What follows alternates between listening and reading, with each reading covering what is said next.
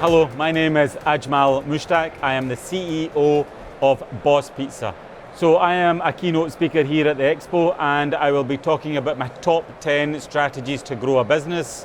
I used these strategies to grow Mushtaqs to being the biggest takeaway operation in Britain, and now I'm sharing those exact lessons with the visitors here. So my top strategy is you need to have a great product, and then you need to get out there and tell the world. So we've got 30 different marketing channels, and I believe there's no point doing a good job if no one knows about it. That's why we've got 30 marketing channels. We are relentlessly pushing out our message across those 30 channels. Technology plays a huge part in our growth strategy because we get the data from our EPOS system, so we use that data, that technology. We use that same data to promote our business across a number of channels in a very targeted way.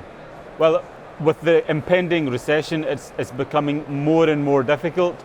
So this is why restaurant and takeaway owners need to be much more creative, and they need to be creative in a number of ways. And one of the things that we're doing is we're focusing very heavily on TikTok. And what TikTok enables us to do as a brand, we get out to millions of people. Granted, all of those people are not in the local vicinity, but it's great for raising the brand profile, especially for a company like Boss Pizza. We're going to be a national brand, so it's okay to be 1 or 2 steps ahead of the customers. We use loyalty points and promotions to get people through the door. Increasingly, especially now, people are looking for the deals. So we focus heavily on making sure there's a meal deal for 1, for 2, for 3, for 4. Whatever number of people, there is a special deal there for you. And we find that is a very good way of pulling in customers into your business. Staffing crisis is a big part of this business now.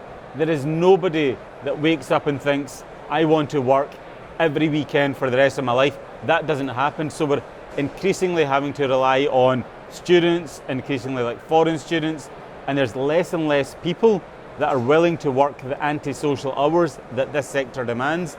So that's why businesses have to get quite creative. And one of the tactics that we're employing post-Brexit is employing Indian chefs from overseas to fill the gap. So we do a number of things to attract and retain the best possible staff. So our salary is above the market rate. We have great incentives. We have great training. We spend 15% of our time actually training, motivating, managing, enthusing the staff. I think during the pandemic, there certainly were issues with supply chain. The good news is we're seeing the back of that now, and the supply chain issues seem to be dwindling, and it's almost a case of business as usual now. And the prices have stabilized as well, which is very good.